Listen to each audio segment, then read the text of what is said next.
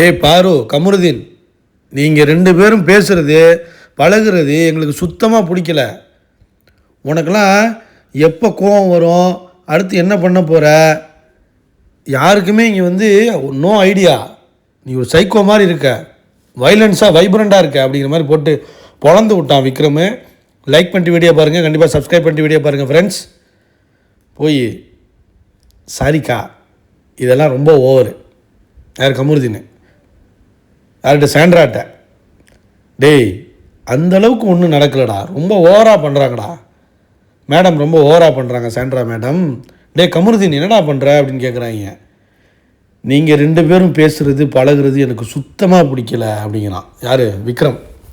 உனக்கு என்னடா பிரச்சனை, அதான் பொண்டாட்டி வந்துட்டு போயிட்டா, உனக்கு என்ன பிரச்சனை, அவன் பழகினா என்ன பழகட்டு என்ன, அவன் ஏதோ பண்ணிட்டு போகிறாங்க, உனக்கு என்ன பிரச்சனை இப்போ? இது சாண்ட்ராக்கு மட்டும் தோன்றதில்லை, எங்களுக்கும் அப்படி தான் தோணுது அப்படிங்கிறான் விக்ரம்.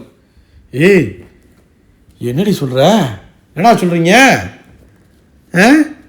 ஆமாம், நீ நேற்று அப்படி தானே சொன்ன.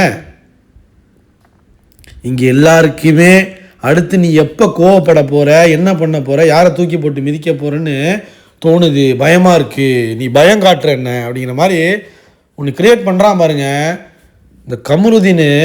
பரிதாபங்க அவன் ஒரு ஷார்ட் டெம்பர் பைத்தியம். அவன் எல்லாரையும் பிடிச்சி திட்டிட்டு போயிடுவான், அப்புறம் திரும்ப ஃபீல் பண்ணுவான். ஆனால் இந்த விக்ரம் மாதிரி ஆட்கள் தான் ரொம்ப நிறைய பேர் இருக்காங்க, மேனிப்புலேட் பண்ணி இப்படி ஒரு மாதிரி ப்ரொஜெக்ஷனை கொடுப்பாங்க கேம் ஆடுறங்கிற பேரில்.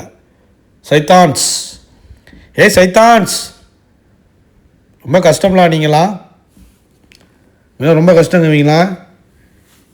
இது லவ் கேம்னு சொல்கிறீங்களாக்கா, எனக்கு ஒரு கிளாரிட்டி வேணும்க்கா அப்படிங்கிற மாதிரி சொல்கிறான் அவன். என்ன கிளாரிட்டி உனக்கு வேணும்? பண்ண கேவலத்துக்கு உனக்குலாம் என்னடா கிளாரிட்டி வேணும் வைத்தியமே? இல்லை இது லவ் கேம் தான் அப்படின்னு சொல்கிறாங்க சாண்ட்ரா. இது எப்படி நான் ஏற்றுக்க முடியும்? அவங்களுக்கு தோன்றதை அவங்க பேசுவாங்களாம், அப்போ நான் பேசுகிறேன் தாங்க முடியல, தாங்க மாட்டுறாங்க, அப்படியே கதறிக்கிட்டு ட்ராமா பண்ணிட்டு போவாங்களாம். இது எப்படிம்மா நாங்கள் ஏற்றுக்க முடியும் அப்படிங்கிற மாதிரி போட்டு புழங்குறான்.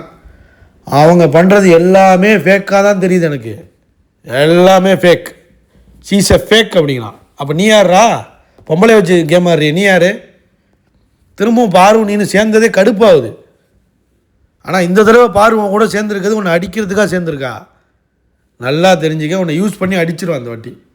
இல்லை அதையும் தாண்டி நீங்கள் ஒன்று சேர்ந்து வெளில போய் கல்யாணம் பண்ணிக்க போகிறீங்கன்னா உங்களை விட கேவலமான ஒரு டாக்ஸிக் ரிலேஷன்ஷிப், டாக்ஸிக்கான ஒரு புருஷன் முன்னாடி யாரும் இருக்க முடியாது. லைக் பண்ணுங்கள், ஷேர் பண்ணுங்கள், கமெண்ட் பண்ணுங்கள்.